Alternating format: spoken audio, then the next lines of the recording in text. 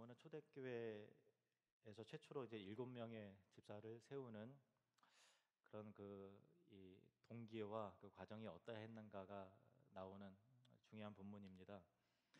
그 본문 1절에 그 앞에 보면은 그때의 제자가 더 많아졌는데, 그때의 제자가 더 많아졌는데라고 되어 있는데요. 그때라고 하는 것은 여러분 이제 계속 설교를 들어보셨으니까 잘 아실 거예요. 유대교 최고 지도자들이 사도들을 이제 핍박하면서 채찍으로 때리면서 다시는 예수의 이름으로 가르치지도 말고 전파하지도 말라라고 이렇게 협박을 하고 그렇게 하지 않았습니까? 근데 사도들은 전혀 개의치 않고 언제 어디서나 예수는 그리스도라고 전파하고 또 가르치기를 중단하지 않았죠. 그 결과 주님을 믿는 그리스도인들이 더 많아졌다라고 하는 바로 그 시기입니다. 아주 분위기 좋은 때였죠. 교회가 막 부흥하고 또 성도들이 많아지는 그런 상황인데, 근데 1절 하반전에 그 의외의 사건이 벌어지게 됩니다. 1절을 제가 다시 한번 읽으면, 그때 제자가 더 많아졌는데 헬라파 유대인들이 자기의 과부들이 매일의 구제에 빠짐으로 히브리파 사람을 원망하니. 헬라파 유대인 그리고 히브리파 사람, 이렇게 두 부류가 등장하는데요. 초대교회를 이루고 있었던 유대인들은 모두 다 유대인들인데, 사실은 다 같은 유대인이 아니라 어, 두 부류가 있었다라는 거예요. 그 역사적인 내용을 간략하게 좀 정리를 해서 설명을 드리면, 다윗 왕 때는 이스라엘이 하나의 왕국이었죠. 솔로몬 때도 마찬가지였는데 그 이후에 르호보암 왕이 이어서 왕이 되면서 그 북이스라엘 북왕국이라고 하고요. 남왕국은 남유다라고 합니다. 남북으로, 우리나라 한반도가 남북으로 나눠진 것 같이 이스라엘도 북쪽과 남쪽으로 나눠졌어요. 근데 북쪽의 이스라엘 북왕국은 기원전 722년에 아시리아, 성경에는 아수르라고 나오죠. 아수르 제국에 의해서 멸망당했어요. 그리고 남쪽에 있는 유다 왕국은 586년 BC 586년에 바빌로니아, 바벨론 제국에 의해서 멸망했죠. 그래서 상당수가 포로로 끌려가고, 그리고 나라가 혼란스럽고 어려우니까 또 자발적으로 막 세계 여러 가운데 막 흩어지기도 하고 그랬습니다. 그래서 이 세계 여러 나라에 흩어진 유대인들을 디아스포라라고 부릅니다. 디아스포라. 그런데 이처럼 해외에 정착한 유대인들이 세월의 경과에 따라서 기원전 300년경에는 헬라 제국 시대였는데요. 알렉산더 대왕이 전 세계를 지중해 그 인도 북부까지 다 통치하고 다스릴 때 문화를 통일을 하고 또 언어를 통일하는 그런 걸 하지 않았습니까? 그래서 헬라 언어가 그 당시 이제 그 만국 공용어였죠. 그래서 그 이후로 유대인들은 헬라어, 그리스어를 자기에게 모국어로, 그 디아스포라 유대인들은 모국어로 배우고 했어요. 헬라어가 자기 언어였던 그런 것이죠. 근데 반면에 이스라엘이 멸망했음에도 불구하고 이스라엘을 떠나지 않았었던 유대인들도 있고요. 그리고 바벨론 포로로 끌려갔지만 70년 만에 다시 그, 그 조국에서 하나님은 나는 예배하리라 그래서 조국으로 돌아온 유대인들이 있었어요. 그 사람들은 히브리어를 모국어로 썼죠. 근데 예수님 당시에는 조금 변형이 돼서 아랍어가 아니라 아람어를 썼어요. 히브리어하고 유사한데 좀 차이는 있습니다. 그러나 넓은 의미에서 히브리어라고 합시다.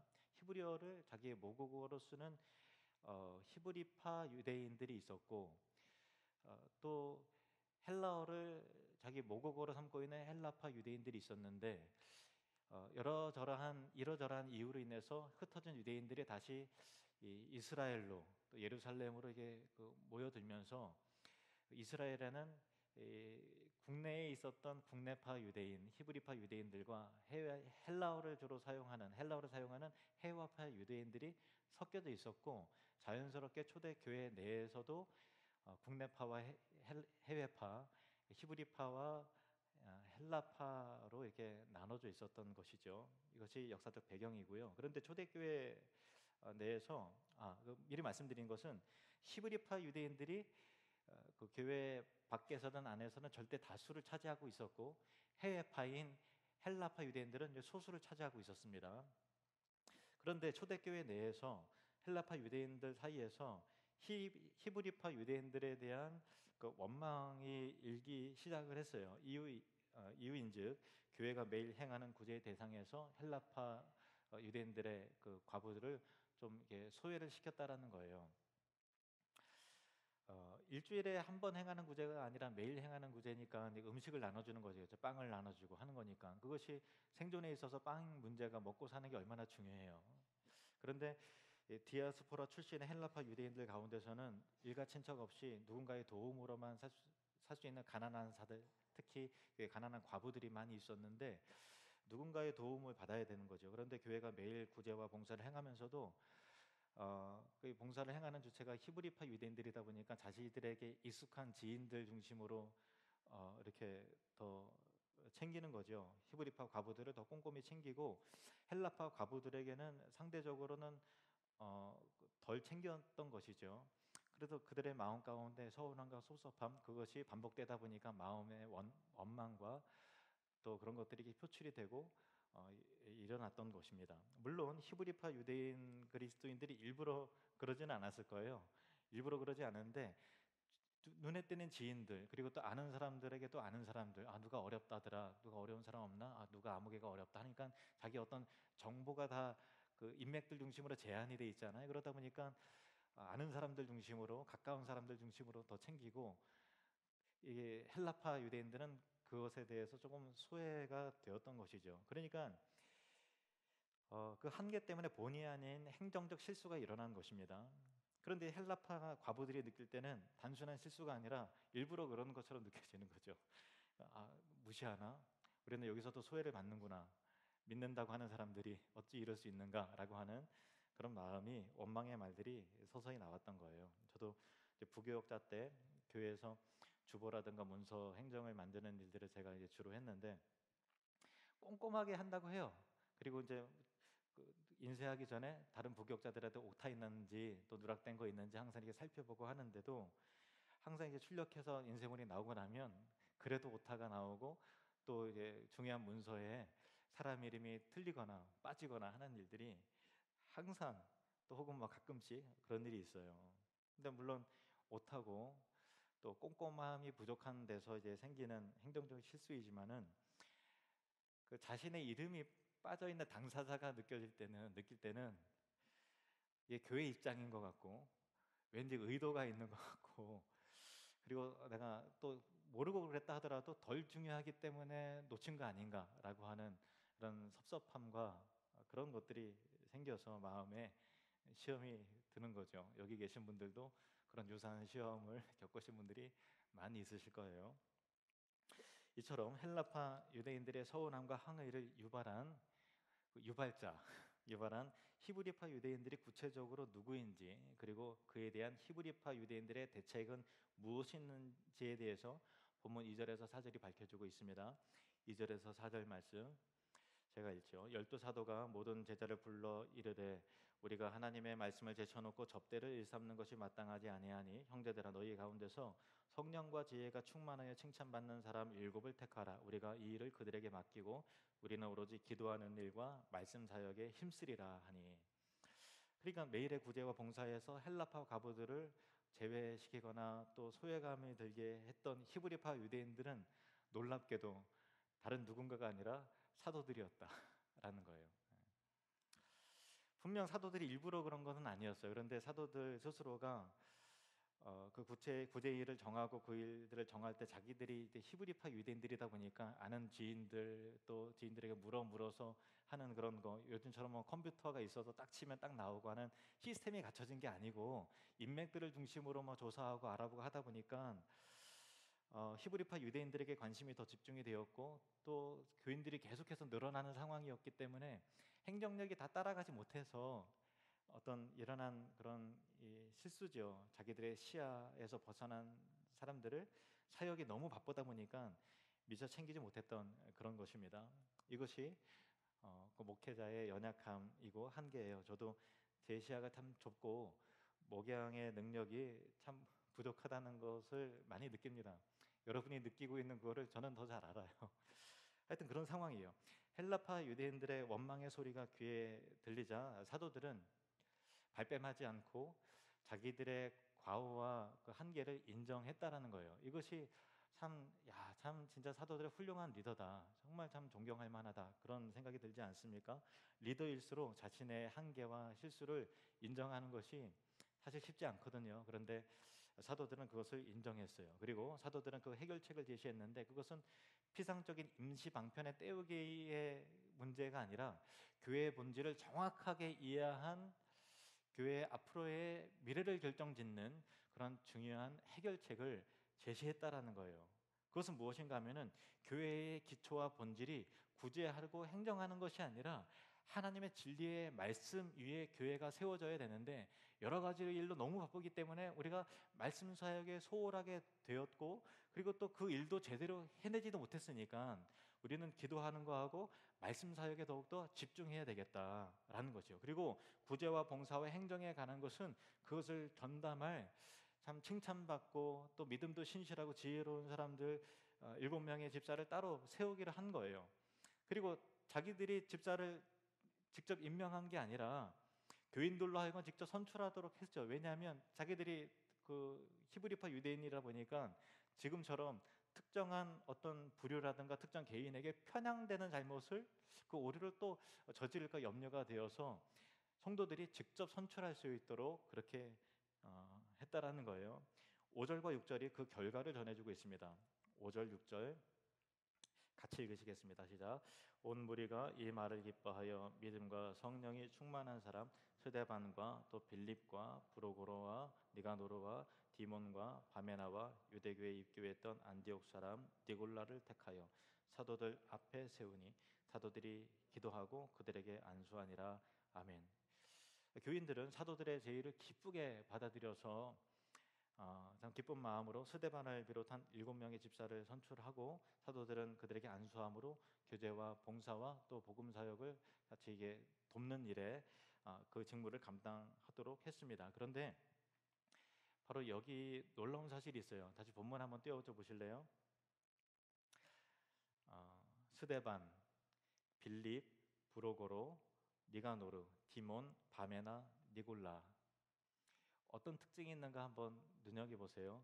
스데반, 빌립, 브로고로, 니가노르, 디몬, 바메나, 니골라.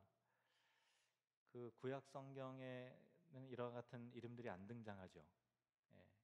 보통 이제 히브리파 유대인들은 전통적으로 히브리의 이름, 히브리어의 이름을 주로 사용을 합니다. 근데 헬라파 유대인들은 헬라식 이름, 그리스식 이름을 써요. 근데 여기 있는 7명 전원이 헬라식 이름을 갖고 있다라는 거예요. 이 말은 헬라파 유대인들로 전원 채워졌다라는 것으로 볼 수 있다라는 것이죠. 100% 그렇다라기보다도 우리 뭐 한국 사람도 뭐 이제 외국식 이름을 쓰기도 하지만 그거는 이제 비율적으로 적잖아요. 근데 이 당시도 그랬다는 거예요. 헬라식 이름을 갖는 사람은 헬라파 유대인 이렇게 구별짓는 특징이 있었던 것이죠. 그러니까 초대교회에서 최초로 세운 7명의 집사가 모두 헬라파 유대인들로 선출되는 일대 이변이 일어났다라는 것입니다. 초대교회의 구성 비율상 압도적으로 누가 많다고요? 히브리파 유대인들이 많아요. 그들이 다 똑같이 투표한 거죠. 헬라파 유대인들은 소수였어요. 그럼에도 불구하고 헬라파 유대인들로만 집사가 차세대 리더들이 선출이 되었다라고 하는 것은 절대 다수를 차지하고 있었던 히브리파 유대인들이 헬라파 유대인들에게 어떻게 했다고요? 표를 몰아줬다라는 것입니다.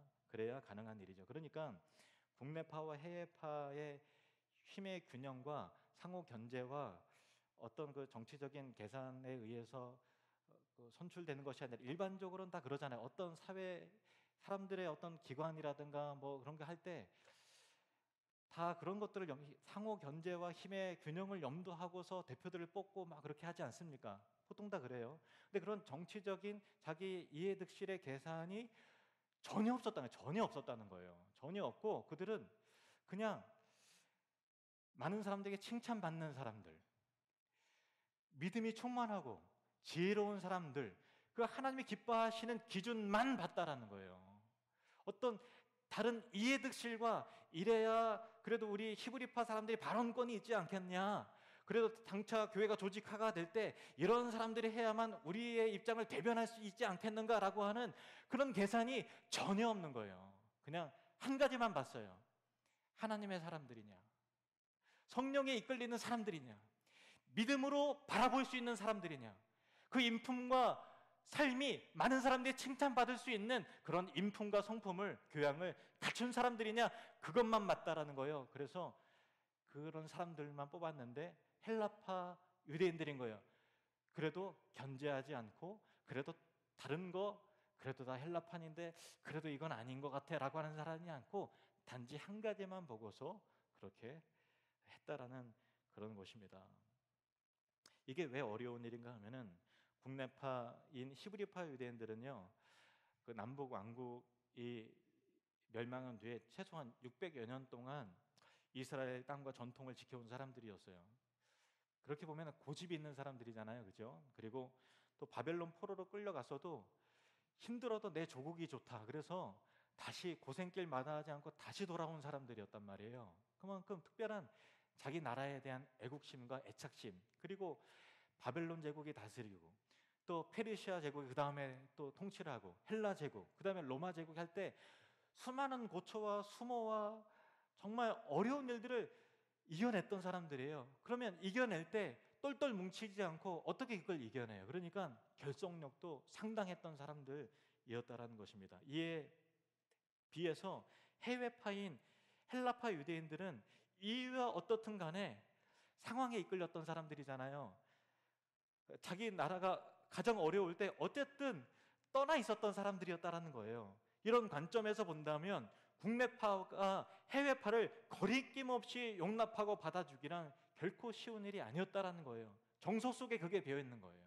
가치관 속에 그게 배어 있는데 그거를 다 무너뜨렸다라는 것이죠. 국내파 스스로 해외파를 그들의 받아들일 뿐만 아니라 그들의 대표로서, 교회를 이끌어갈 차세대 리더로서 선출한다는 것은 정말로 어려운 일이었다는 것입니다. 그런데도 다수파인 국내파 히브리파 그리스도인들은 소수파인 해외파에게 표를 몰아주었던 것이죠. 거기엔 어떤 편견도 이해관계에 대한 득실 계산도 없었다라는 것입니다. 이것은 초대교회의 중심이 다수파인 히브리파에서 이제는 소수파인 헬라파에게로 옮겨가는 일대 사건이었던 것입니다. 인간 집단 속성상 그것은 불가능한 일이었음에도 초대교회에서 그런 이변이 실제로 일어난 것이었습니다. 사도행전에 의하면 이후 헬라파 유대인 그리스도인들에 의한 놀라운 괄목할 만한 활약과 그 열매들이 계속해서 나오는데, 먼저 그 암시가 이렇게 나와요. 본문 7절 말씀 보면은 다음과 같이 증언하고 있지 않습니까? 시작.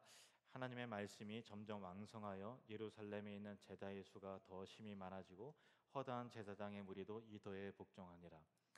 사도들이 우리는 기도하는 것과 또 말씀 사역에 전무하겠다라고 했을 때 그것이 집중할 수 있도록, 그 일이 되어질 수 있도록 완벽하게 서포트를 했다는 거예요. 그리고 행정과 또 목양과 여러 가지 구제하는 일과 복음 사역을 협력하는 일에 이 헬라파 유대인들이 굉장히 열심히 탁월하게 잘했어요. 그 결과 이제까지는 볼 수 없었던 경이로운 일이 일어난 거예요. 그 경이로운 일은 뭐냐면, 누가?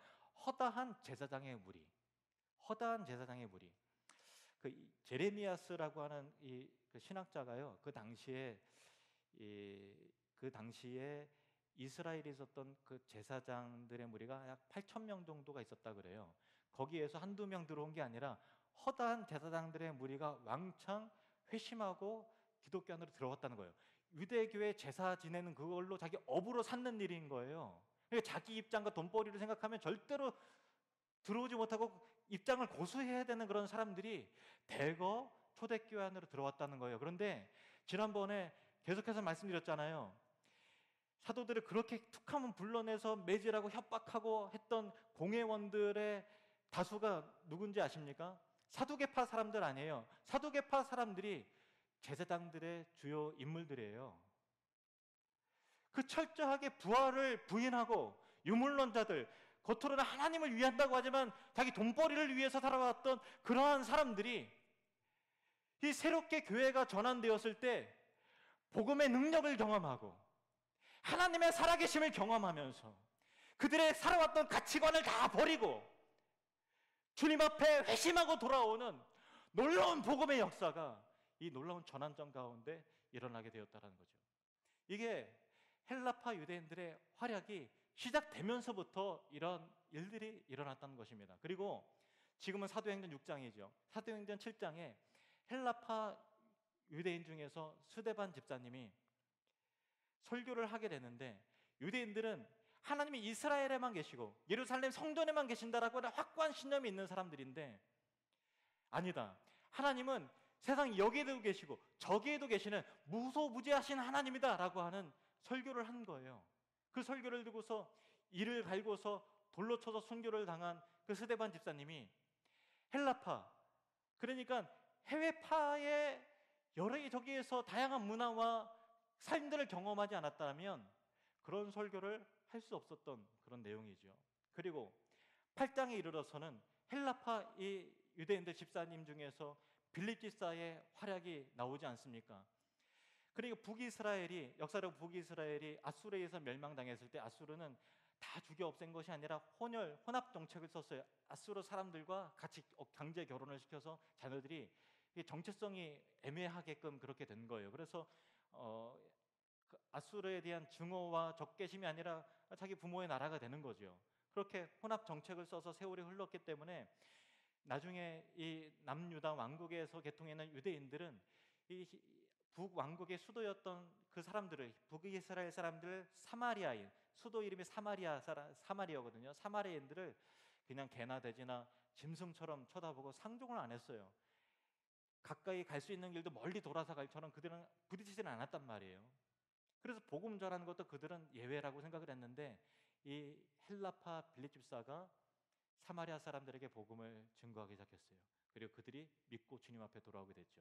그리고 에티오피아 그 여왕의 그 신하에게 최초로 복음을 이방인에게 세례를 준 사람이 바로 빌립 집사였는데, 이 빌립 집사가 해외파, 헬라파 유대인이 아니었다면 이와 같은 역사는 일어나지 않았습니다. 8장의 역사가 그것이고 9장의 역사는 사도 바울, 정말 헬라파 유대인의 거두였던 사도 바울이 회심하고 주님 앞으로 돌아오면서 히브리파 사람들은 예수님께서 명령하기를 땅끝까지 이르러 복음을 전하라 라고 했음에도 불구하고 이 이스라엘을 벗어나는 것을 너무 힘들어했어요. 몸이 안 나고 언어도 안 되고, 근데 사고관의 가치관에 있어서 그게 안 되는 거예요. 그런데 사도 바울을 중심으로 또 헬라파 유대인들 바나바를 중심으로 복음이 계속해서 열방을 향해서 나갔던 것이 헬라파 유대인들의 활약이었다는 거예요. 그래서 사도행전 13장에 이르러서는 히브리파 유대인들은 거의 등장하지 않아요. 거의 아예 등장하지 않고 헬라파 유대인들에 의해서 지중해 연안에 있는 모든 세계 열방 가운데 그리스도의 복음이 어떻게 계속해서 왕성해서 확장되고 이루어지는가에 대한 내용이 나오는 거죠. 그래서 사도행전의 역사를 보면 히브리파 유대인에 의해서 세워지고 이루어졌던, 부흥했던 초대교회 역사가 이제는 그 무게중심의 추가 헬라파 유대인들에게로 넘어가게 되고 헬라파 유대인들에 의해서 하나님 나라가 어떻게 확장되고 완성되는가에 대한 역사가 교회의 역사고, 그리고 사도행전의 역사였다라는 것입니다. 그러면 어찌해서 이 히브리파 유대인들의 중심에서 헬라파 유대인에게로 그 모든 것들이 옮겨지게 되었는가라고 했을 때, 아까 말씀드렸던 바와 같이 히브리파 유대인들은 이 나라를 지켜야 된다라고 하는 전통과 또 자국을 사랑하는 마음과 그런 것들이 굉장히 강했던 사람이에요. 그래서 똘똘 뭉쳐야 살아남잖아요. 그래서 이방인들은 그냥 뭐 개나 돼지나 열등한, 우리만 선민이고 그들은 아무것도 아닌 그런 사상이 있어요. 그래서 그것이 가치관에 깊이 뿌리가 박혔던 거예요. 상처도 많고. 그런데 헬라파 유대인들은 나면서부터 이방인들과 함께 어울리고 그들의 언어와 문화와 그들의 관습을 쫓아서 살아왔던 사람이기 때문에 낯선 문화와 그것에 대해 너무 개방적이고 그게 하나도 힘든 게 아니에요. 이방인들과 어울리는 게 하나도 그들에게는 어려운 게 아니에요. 그렇게 자라왔기 때문에 그들에 의해서 선교가 그렇게 이루어졌던 것이죠.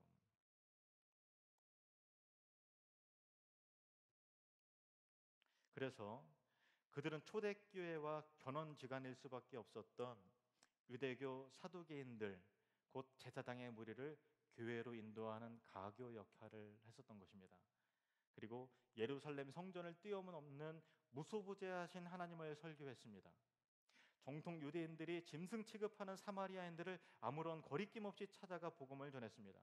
그리고 이방인에게 세례를 주었을 뿐만 아니라 이스라엘 경계를 넘어서 온 지중해 세계를 누비고 다니면서 복음을 전할 수 있었던 것이죠. 이 놀라운 하나님 나라 확장의 역사의 출발은 오늘 본문이에요. 믿음과 성령이 충만한 7명의 헬라파 유대인들의 선출이었습니다. 그리고 여기에서 정말로 간과하면 안 되는 중대한 사실이 있습니다. 그것은 헬라파 유대인들이 전면에 나설 수 있도록 자신들은 물러나주고 그들이 리더가 될 수 있도록 표를 몰아주고 응원해준 절대 다수의 히브리파 유대인들이 있었다라는 거예요. 너무나 감동적이지 않습니까? 만약 히브리파 유대인들이 과부들을 구제하는 데 있어서 상대적 박탈감과 소원함으로 원망했던 헬라파 유대인들을 여전히 그냥 무시하고 자신들의 과오를 인정하지 않았더라면, 그들을 이해함으로써 새로운 리더들을 세워주는데 정치적인 계산을 다 배제하고 그렇게 순수한 마음으로 정말 믿음이 충만하고 지혜롭고 인정받는 사람들 중심으로 세워주지 않았더라면 이와 같은 사도행전의 역사는 없었을 것이라는 것입니다. 교회에는 사람을 보고 판단하고 일꾼을 세울 때 단순히 하나만 집중을 해야 되는 것입니다. 어떤 정치적인 이해와 계산은 다 배제하고 하나님의 사람인가, 지혜로운 사람인가, 인격이 존경받을 만한 사람인가, 미래를 내다볼 때 믿음의 일들을 감당할 만한 사람들인가 라는 기준만 필요한 것입니다. 그런 사람들이 되어주십시오.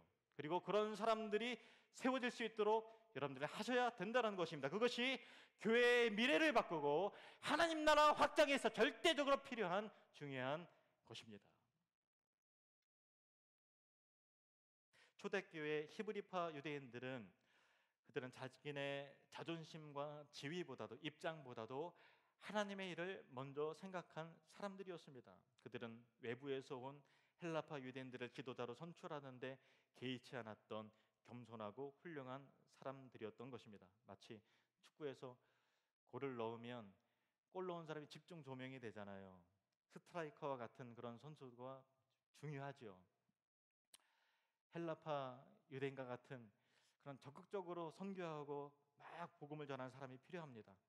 그리고 그 선수가 골을 넣을 수 있도록 어시스트를 해주는 선수가 반드시 필요하죠. 조명받지 못한다 할지라도 열심히 골을 넣으라고 골 배급을 계속해서 해주는 그런 선수가 정말로 필요한 것과 같이 하나님 나라와 교회에도 열심히 앞장서서 뛰는 헬라파 유대인과 같은 사람도 필요하고, 그들이 뛸 수 있도록 조명받지 않아도 묵묵히 세워주고 때로는 뒤로 물러나주고 지지해주고 응원해주는 히브리파 유대인과 같은 사람도 필요한 것입니다.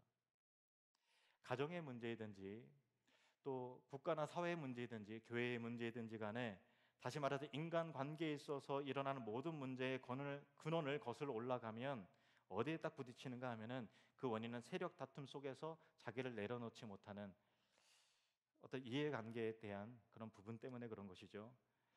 그리고 사람들이 헬라파 유대인이 되어야 할 때와 히브리파 유대인이 되어야 할 때를 구분하지 못하기 때문에 문제는 생기는 것입니다.